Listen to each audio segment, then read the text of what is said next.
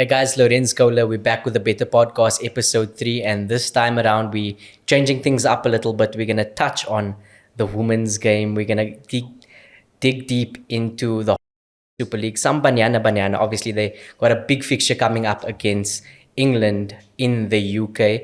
And then also, we'll test the knowledge of our guests of Bafana as well.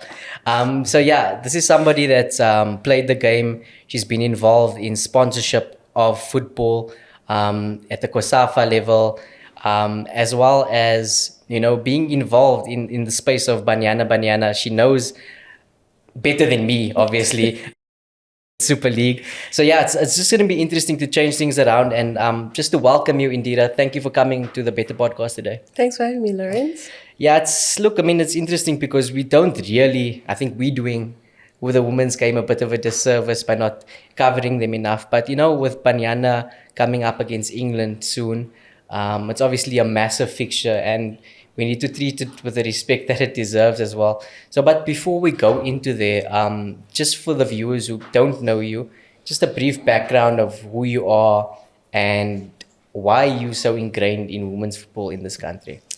Okay, I'm trying to make a long story short, but again, thank you for having me. So, I go by the name of Indira Albuquerque. Yes, very strange name. Born in Angola, lived here most 90% of my life.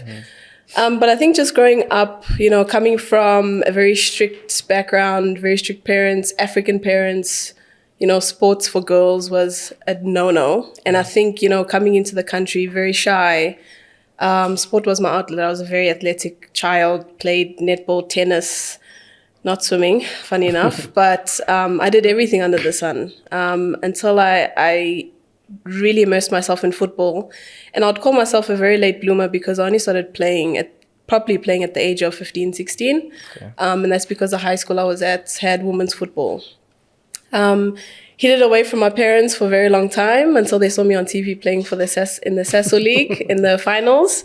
But I think that's where my love for sport and for women's football in particular grew. Is I went through stigmas myself, and how much it built me as a person.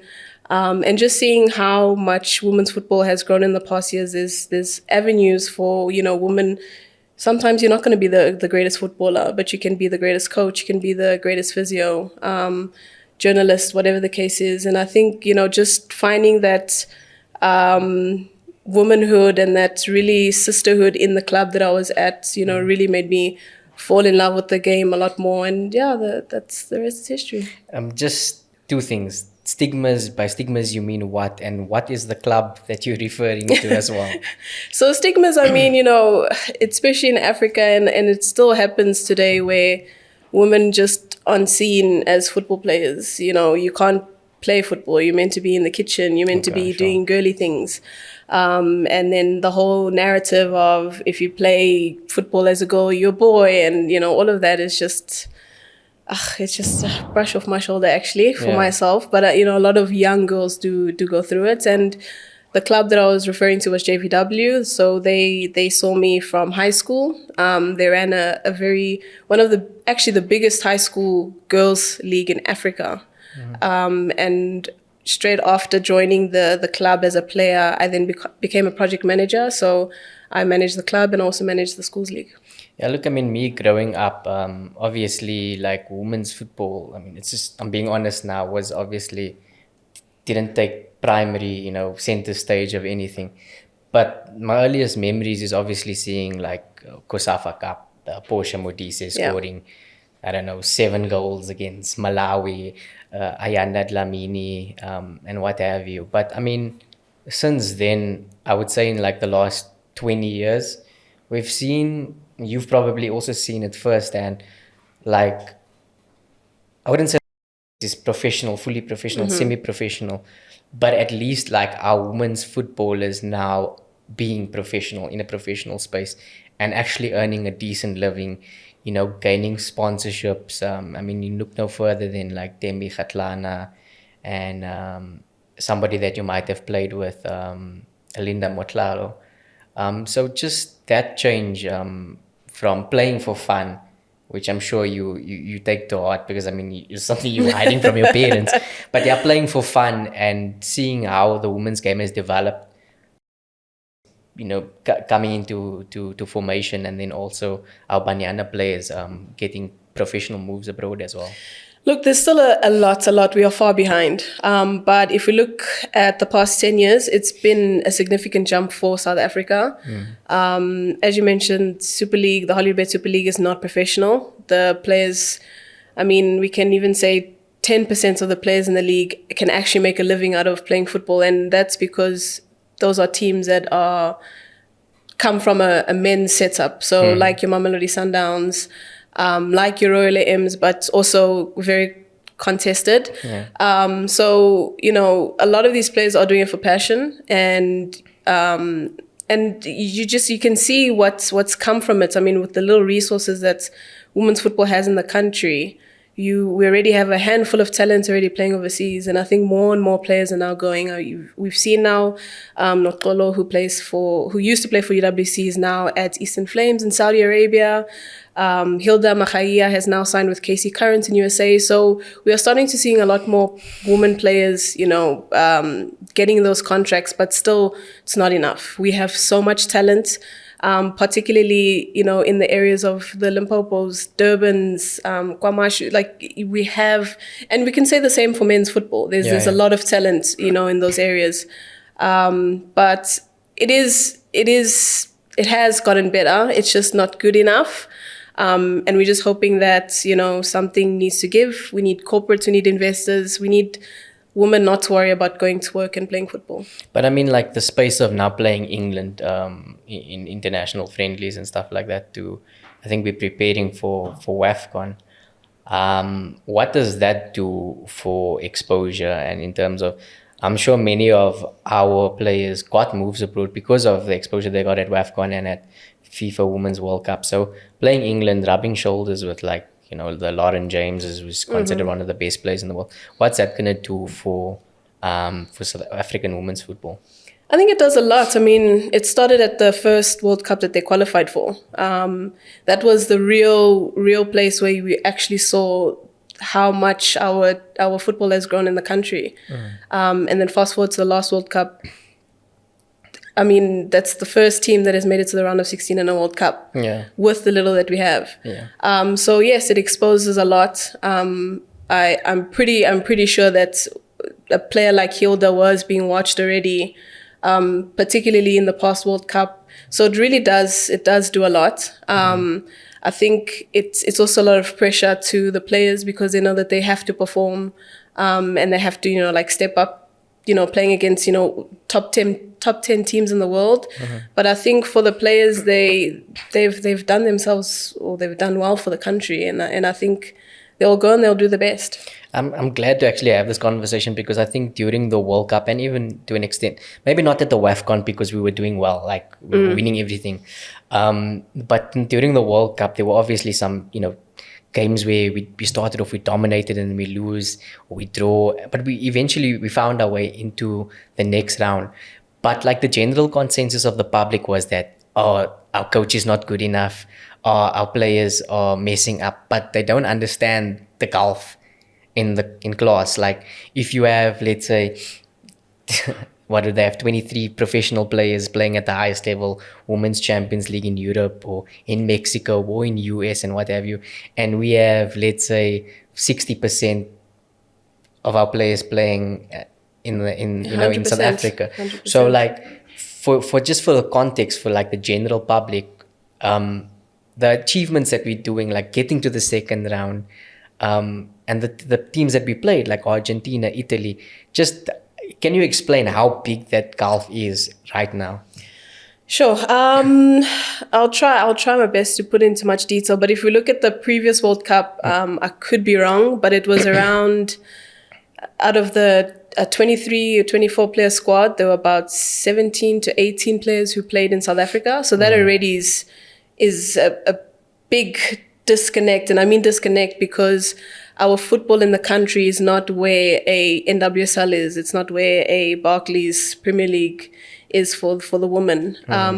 So And you're right. People don't understand, and people are very quick, especially on the world of social media that we find today, with Twitter fingers and all of that. So they're very quick to, make the assumptions that these players aren't good enough and all of that. But for the fact that they had gone as far as they did in the World Cup, and for the fact that they are getting friendlies against the likes of Jamaica and the likes of England, just shows the caliber of the players that they have. And I mean, if you look at all the other teams that they play, the international teams, most of them they all play for professional setups. They all live, breathe, eat football. They don't have to worry about, like I said, having a second job or worrying about someone looking after their child, which is the realities that we find here in South Africa. So I think the South African women's football players can be really proud of themselves of how much they've done for the sport. But more so, we need to continue to get more of the players out there. It's a must. Okay, so the second thing that I wanted to ask about that is like Coach Des gets a lot of flack. I mean, it's actually weird because I think she's won now 4 CAF Women's Coach of the Year, but she gets a lot of flack. What do you personally think of, like, the things that do get, zoomed on is a squad selection and the way that she manages the team. Now, obviously, when you speak about us being semi-pro in our local league, that comes with, not having the same level of, how can I say, fitness and intensity and things like that. So obviously you need to play in a certain way. So taking that in mind, what do you think of Coach Des as the Banyana coach? Look, I think I don't want to really touch on the subject, but living in the country that we live in today, a lot of the things that we go through is very racially driven. So I think people are very quick to speak about race and favoritism and all of that, not understanding why certain players are chosen. And it's so easy to see the people who are very quick to speak about things actually don't watch the game. They, I don't know if you are following the whole debacle about the goalkeepers in the World Cup and all of that. That was a really big thing, but people didn't realize how much game time are each of those players getting. What is the clean sheets like in the leagues, because they both play in the same league. And their styles of play. And their styles of play. And that's the most important thing as well. Like people don't understand that perhaps Kaylin Swart's ball distribution is a lot further than Andile's distribution. And that's a key word though, like it's not better, but it's further. Yes, and it's not that she can't do it, she can, but for the type of game that they're about to approach, we need to take those things into consideration. Maybe Andile is better at building up from the back than what a Kaylin is. It's all these different things, and I think as athletes, and Kaylin is a personal friend of mine, and I've spoken to her about it. And as an athlete, you really need to have the thick skin to put everything behind you, because at the end of the day, it's you on that field. But that's brutal. Like even in the men's game, there's a lot of criticism and banter and whatever. But what happened with her during the World Cup was really it was terrible. And the thing is that it breaks up. It doesn't break up, but it has an effect on the friendship, because Kaylin and Andile are so close. Andile is also a good friend of mine. I speak to her occasionally. Really great people, really talented goalkeepers, but very different in the way that they play and the way they approach the game. So I think Desiree does get a lot of slack because of that, and it's because people don't understand. And any game, we all have opinions. Regardless, we're all different. We all see a different game, essentially.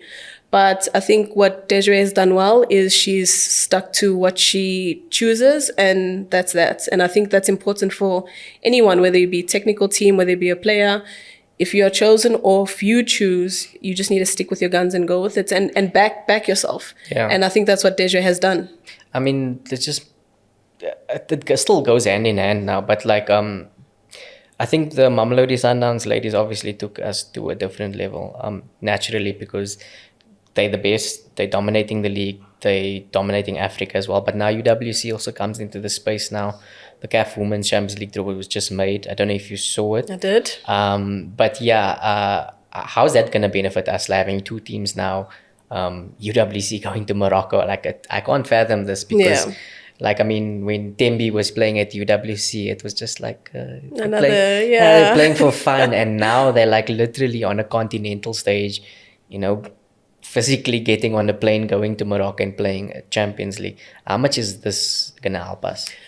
I think it will boost what South Africa's footballing system is currently trying to achieve, especially in the women's game. I mean, we speak about the very talented players who are playing for teams that we don't see every day, but now having another team in CAF means we're exposing more of the players to the global front. We know CAF, from CAF and also COSAFA, that's where a lot of the European clubs start picking the African players. I mean, it's even the general public. Like, it's gonna get a lot of eyeballs. Like, 100%. You know what I mean? Like, 100%. You're gonna see on social media's buzzing. Oh, we're watching the Champions League and stuff like that. And the thing with women's football, and I'm not too sure how it is with men's football, but women's football in the country, it's actually pretty important that we have university teams in the top flight league because it helps with the student athletes approach, making sure that the players are playing but also studying, to make sure that they have degrees so that after you've finished playing, you have an avenue to go to. So and just also the financial muscle. I'm not saying that universities have a lot of money to put into women's football, but they are able to look after a women's football team. I think it's just the sustainable, 100% sustainability. That's the word. Because I mean, it's not like somebody's gonna come and buy UWC tomorrow. 100%. And they're gone from the league. 100%. And I would like, it's funny that you mentioned, I don't know if it's like it in the men's game. I wish it was like that, because if we could have a space where it's a University of Pretoria or NWU, these teams with high performance centers within our top flight in the men's game, we would probably have more professional, more elite talents being developed, you know what I mean? For sure. So obviously, I mean, that is kind of like the cheat code for women's football, because we have UJ as well in that space, and UJ, TUX, we have Forte, University of Forte. And look, I'm not saying that the universities have money, because I know the university people are gonna, they have stability. They have more stability than a team that is just been there on their own as a women's independent football club. And facilities, yes. So I think it's really good. It's really good for South Africa. I really do hope that with the caliber of players that they have in their squad, they're able to compete against other giants in Africa. And this is a test. How far are we? Because we know that Sundowns have really set the benchmark really high, but we also know that they do have the financial muscle to be able to do, or to get the players to have the facilities and all of that. So it's a good test to see where we are. But the benchmark compared to what? Because they went to the USA now, and where's that benchmark? And now that's where the disparity in women's football comes in that I spoke about earlier. Yes, we have done so well with the resources that we have, but we are still far behind. And it just comes back to how much more are we putting or investing in women's football? And we're not just saying, pumping in the money, but even just the technical aspects. I think I was speaking to a friend who was part of the team that went to USA, and they had a tour of KC Current, Kansas City Current, and it's a stadium built for women. That alone already puts us miles apart from where women's football is. And then the facilities, they have proper facilities for the players to be. They have meals that are prepped for them.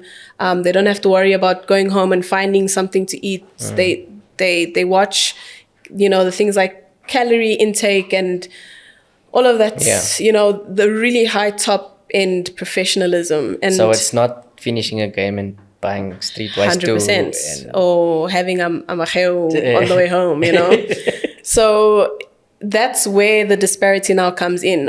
We don't have those investors who are looking at women's football as a commercially viable asset in the country right now. And that's kind of what I'm trying to see or trying to explore how else do we make it commercially viable in the country, because at the end of the day, if there are teams that, you know, don't have a support system or don't have a community backing them, how are you expecting them to fill up the stadiums or the fields that they're playing in? And then in turn, how do you then convince a corporate to say this is the fan base? Like, I put get some money you. in it. Okay, so there's so many questions that I've got now. Okay, so on that note, because it's touching a not a nerve, but like it's making me think, right? I remember last season there was a title decider, like a title deciding game. Yes. And I just happened to go home to Cape Town, and my friend said, I'm gonna go watch Sundowns versus UWC. The game was played on a Sunday at 10 a.m. How are you going to get fans to come Sunday at 10 a.m. to go to watch a title deciding game?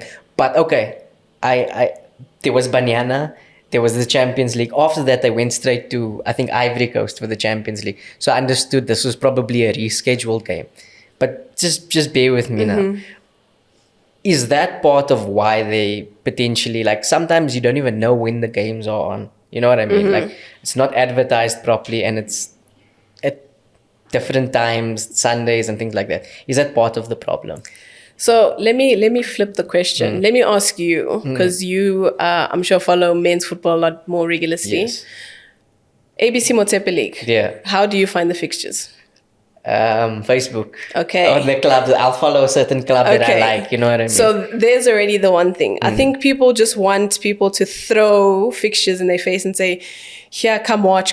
Yeah. But the reality is sometimes it just takes that 5 minutes in your time. Go follow the team that you enjoy following, or have a fan or a friend or whatever. Hometown or team. hometown, 100%. And just go into the pages and see where you can find the fixtures. I will put money on it that at least 70% of the clubs will reshare their fixtures, will put something out regarding, you know, fixtures. And I think that's where the mindset of us needs to change. We can't always expect that everything is there in a silver platter, because, you know, also in the day of social media, there's so much in social media. I mean, you open your feed and your feed is determined by what you search. So if you're not searching women's football is not going to follow. It's not going to pop up. So I think it's about how intentional are you to go and find the information, because, and I'll be honest, you know, I was working within the setup of the league, and it's very hard. It is hard to really try and push the narrative of come watch when you don't even know who 5 players from the Banyana squad is, for example. But then why is the Banyana squad let's say, look what happened in Tsakane before they went to the... Let's not talk about what happened around there. I guess the people that came. Yeah. Because there was information that was put out. They were going to the World Cup. That's one of the biggest stages in football in the continent. So obviously people are going to show their patriotism and go. I mean, look at... And I know I'm drifting, but look at Springbok men. How do they always fill the stadiums? You know, it's because of the patriotism. But it's the hottest ticket in town now, because they keep winning. That's like you guaranteed a win. You know what I mean? But that's for sure. But I think winning then also for a team comes with the support that they get. The more support, the more that it's gonna be engraved in them to win. I'm not saying that they don't want to win already, but you know, the support matters. So, you know, at Tsakane Stadium they came because they knew that they were gonna wish this team. But there was a lot of controversy in between. We're not gonna speak about but we're speaking about the fans. The fans came. The fans came in numbers. They if I'm not mistaken, there was a mini roadshow that was done. There was effort put into that. So essentially what I'm trying to say is, and unfortunately right now, especially with the women's game, like you were saying, your friend wanted to go watch the UWC Sundowns game. We did go watch it. It was boiling hot, and it was a thrilling 1-0 victory, I think, penalty. But how exciting was that? It was a good game. It was a good game. It was a good game. And that was, I think, the first, I think that season UWC had beat, it was, Now UWC just bottled it. Yeah, They were like 7 or 8 points ahead, Sundowns, and that was a boom. Okay, guys, try in next year. yeah. So I think it comes down to the people, just take 5. It's not hard to find the fixtures now. Yeah. It's really not. And it's free. And it's free. Yeah. I think the only stadium that actually charges is UWC because they know. I don't know if you paid to get in. Like I grew up like very close, like down the road from Okay, UWC. so maybe you know people. So I don't know. Maybe they didn't know I was coming in for the game. Maybe. They thought I was just. But I think that's the only team right now that is charging for people to come watch the game. But I think it was also maybe free because they knew it was a decider. 100%. Yeah. So.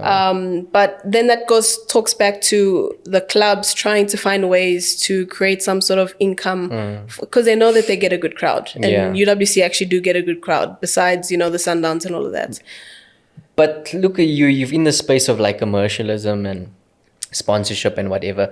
What can be done to because a lot of things go hand in hand. Like you can't just say, the product must improve, the marketing must improve, or whatever. What do you, in your opinion, what needs to happen for like everything to improve? Professionalism, more money, more commercial sponsors, corporates, blah blah blah. You know what I mean? I think essentially for corporates to want to put money into something, they need to see that there's interest, and the interest comes from us. We need to, as fans, bring a friend every week, bring someone new. You never know who you can get hooked to the game. Yeah.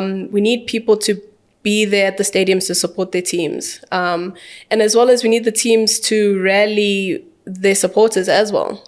We need the teams to go on socials, which a lot of teams already do, but we need to be a little bit more aggressive on that. Yeah. And from a corporate space, because I was there, we need women in those positions, because it's very hard for me to advocate for what women go through in a football space when there's a whole table of men who don't understand a thing about women, or what they have to go through, or even the sport in general. So we need a lot of women in positions of power to be able to make those decisions to help grow the game. Maybe not, I'm not saying splash money on women's football, but adopt a community team. Yeah. Or find a way where you can get involved with local tournaments. Or there's so many women's teams that are now popping up, and a lot of coaches who are now investing their time. So I think it's There's a a media lot. part as well. So 100%. I come from a big media background, and I've spoken to a lot of I've had a lot of heated conversations. It's not a priority because the newsroom has become so small, cost cutting. They're juniorizing the newsroom. I mean, like you can finish studying, you can go into a workspace, your first job, and you're covering Bafana. Yeah. Whereas back in the day, you'd maybe cover like Amajimbo, Samachita. 100%. But it's also, you're but I'm right. saying there's not enough also female journalists as well. That's a conversation actually I had a friend with yesterday. So most of the female journalists also come into the industry. They're like, I want to be on SuperSport. I want to be on SABC. I want to be a presenter. But none of them want to actually be like journalists and covering the game. You know what I mean? And I mean, if we have to cover women's football, it's like our prerogative in our spare time. Yeah. You know what I mean? So like, I'm off on a Sunday, I'll go watch UJ. You know what I mean? So let me ask you as a journalist, what will it take for you to actually say, let me cover women's football at least once a week? I don't know. Like I would say that it would be progressively like to have if there was a star. You know what I mean? Like, for example, we cover certain teams in the PSL. Let's say a new team comes, let's say UJ as a men's team, right? And they sign, they have all these unknown players, right? These young players, and they have Teko Modise. But I'll come there for Teko Modise, you understand? So, for example, if there was like a Banyana star at one of these clubs, like, coming there, and we know that this person is going to generate interest and views, that's why we would go there, technically speaking. Okay. But other than that, if we would go there, it's because like we want to support. Yeah. And I feel like there should be that hook, like, we are coming there for something. Yeah. We come for Banyana because we want to speak to Coach Tez, we want to speak to Fifi, we want to speak to, the big names that get us our money at the end of the day. You know what I'm saying? So I think also the big story narrative needs to change. Yeah. Big story now is what's happened in the PSL, who has been relegated, moved, transfer, blah, blah, blah. Because if you look at the teams in the league right now, we do have the stars. I mean, Janine has just retired from JVW, but she was a star. We have Robin, who is also retired last year, but she was a star at JVW. And then you look at the UWCs, you have Gametes, you have those players who are there. It's just about the interest of the person that you are. How much are you interested in? I also think in a general perspective, because like you said, not everybody follows the women's game. In a general perspective, from a media standpoint, I think the story could be actually in the person and not the football. Yeah. You know what I mean? And I think that's maybe where we're also like not looking at it, because, it's some of them are not coming from easy backgrounds. They didn't have it easy to become a professional footballer and things like that. And I think maybe that is potentially where we're also missing a hook. Tell the story of the human being. Yeah. And potentially that can lead to something of interest. Like, I like this player now. Well, I know this player because a story was told about, their life and stuff. Because I think, I'm not sure, it was last year we had the Safcha Awards. Marabale won now. Nompumelelo won last year. And it was such an amazing story, because I think she got the trophy and she was in an overall, and people are like, this is crazy that this big player is like working a full-time job outside and winning Golden Boot as well. And that's the thing. And how many people can really attest or speak about Nompumelelo's journey? She was the first woman player that played in the UEFA Champions League, first in the country when she was playing for Russia. She's about just under 40, if I'm not mistaken, but still playing, still looks as fresh as ever.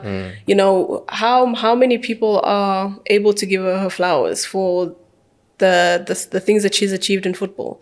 She was the youngest player to play for Banyana. I think she was 14, and it's still the youngest to date. Yeah. So, it's how much are journalists and people willing to invest in those stories, because at the end of the day, it's the people who make the athletes big.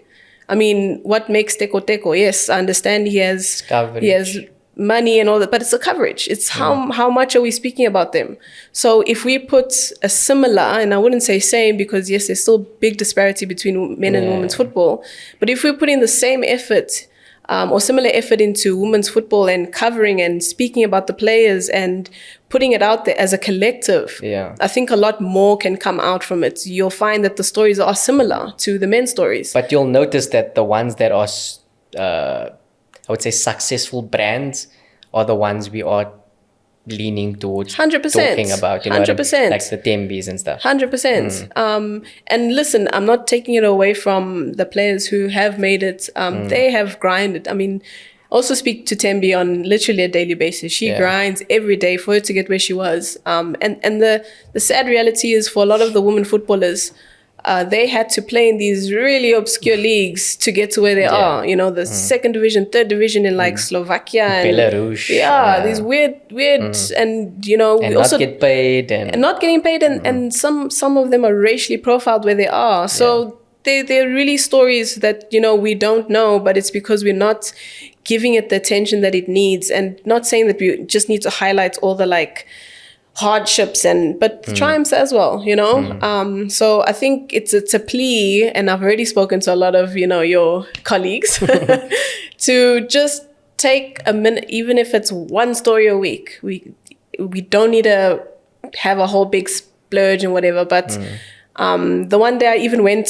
through, and I'm not going to mention his name, I went through his whole page and I screenshot, and I'm like, in the past 2 months, you haven't said one thing about women's football, but you wanting to say that it's not good enough or it's not growing, but you haven't even dedicated time to it. So it's just one story a week, one shout out a week, one profile a week, something. It's like our publication, we made it a thing. Like, and I every remember, week. I remember, I think it was last year when I started checking and and Disky Times did. Yeah. I will say that they have. But we need more. Yeah. We can't just have one. And, and I'm also not taking away from the journalists who have been from day one, really, really grinding. I mean, Matlamola Moraki, he's day in, day out is women's football for him. And kudos to him. But we need more. We need the support. And if you talk a lot more about something, they'll be just as big. 100%. I mean, okay, it's getting a bit serious, but the league now, you mentioned we got Royal AM, we've got TS Galaxy, we've got UWC Sundowns. I'm not sure if there's any other ones that could maybe shake the apple cart. Do you think it's going to go quite straightforward against Sundowns, UWC again this season? Yeah, there was a very controversial game when UWC played, I think it was Tux. If UWC took the 3 points in that game, I think it still would have been a good contested game. But I think anything can happen. I think Sundowns actually 1 point away from winning the league. If they win this weekend, the league is done. Yeah. So there was a point where it was like back and forth, but I think now we back to default setting. We can say. Okay, so look, I said I won't get too much, but Bafana as well. With 10-bet are sponsoring, we can't shy away from that. They just obviously came back from Congo. They could have sealed the qualification to AFCON with 2 games to spare. But just the general consensus of Bafana. Do you feel that we're on a different trajectory now? Because Agreed. like a couple of years ago, everyone was like giving up. I think there was this one time where they showed Bafana Stadium and Springbok Stadium. I think they were playing in the same weekend, and it was like chalk and cheese. It was terrible. I think Hugo Bruce. Wait, we played Swaziland, and there was like 700 people in FNB. Yeah, no, that was bad. I saw that picture. And Springboks were playing All Blacks at Ellis Park, yes, and it was packed. Yeah. I think they are moving into a better space, greener pastures. Yeah. I think also, because I was also seeing the comments, I did watch a bit of the game when they drew to Congo. And I think people just really need to understand how hard it is to play in Africa. It is not a joke. A lot of the teams that go and play in these Northern and Western African, it's not easy to get a result. Yeah. But we can see that Bafana are really doing well. I think, again, people were talking bad about Hugo Bruce when he first came into the position, and he's been doing extremely well. I think I saw a stat this year that they've only drawn 1 game this whole year. And I think 18 matches. 13 since we lost to Mali at AFCON, which is the opening game. We've not lost. Yeah. So I think for Bafana, that's a really good track record right now. And I think, us as supporters, we need to continue supporting the national teams as much as we can, because they need that. And I think they're doing really great. Until we play like France or Argentina again. And then you know what the discourse is after that. Oh, you never know. I think also from this game, the Tembazwani injury has really, it's a blow to the gut a bit.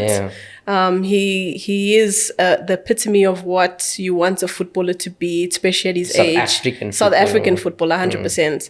But I still do think that there are the players who can, carry on taking that baton. Yeah. But we just have to wait and see. But I think that they're doing pretty well. It's something also that I'm very interested in. It's probably going to come across as random, but do like women's footballers, do they idolize men's footballers growing up? Because it would be easier back then, let's say from a South African perspective, because there's not many at that time to say, oh, I want to be like this one and that one. This maybe changed now. Myself, when I was growing up, Iniesta was my player. Okay. Loved Iniesta. Yeah. And Alves from Barcelona. Now it's changed, but he's the reason why I played right back when I got into football. Yeah. But back in the day, that's all you saw on TV. You saw the men, and rarely you see women.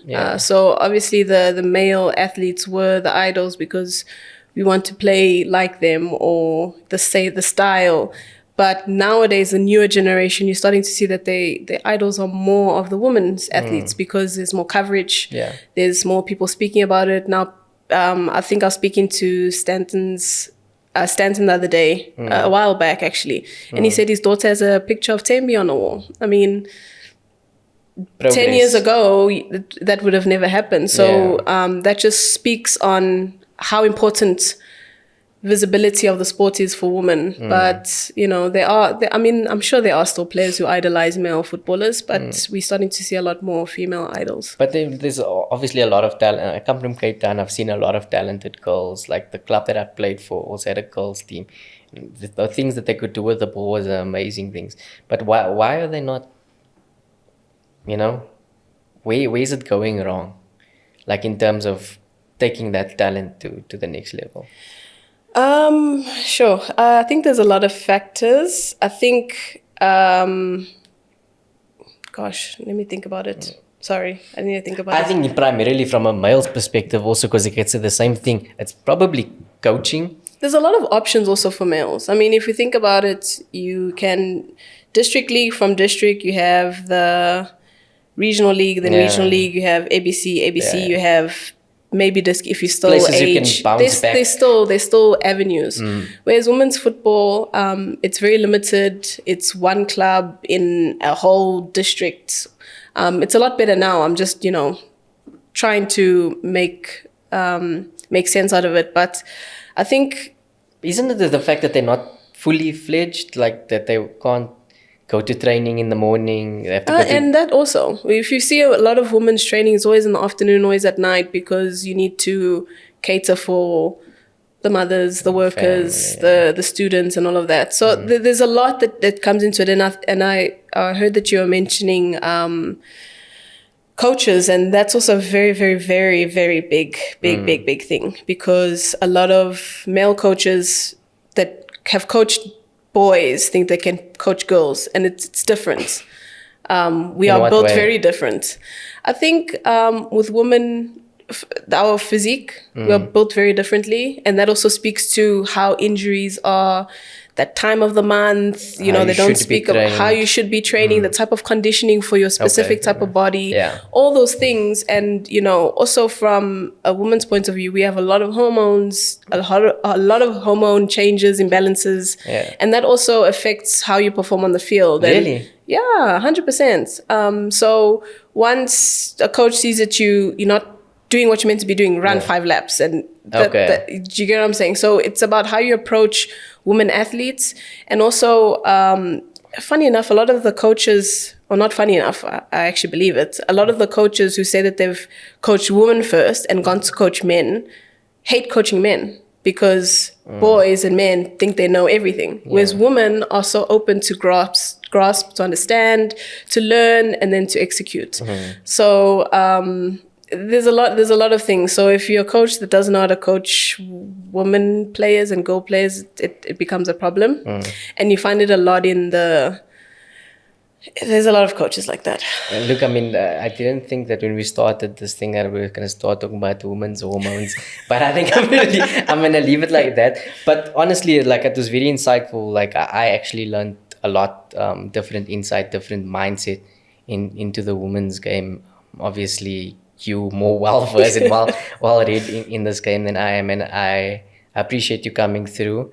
And hopefully it's not the last time we get to chat and get your insight. Definitely, it's definitely needed, because like I told you, when you read on social media, it's like, these guys know nothing of what's going on.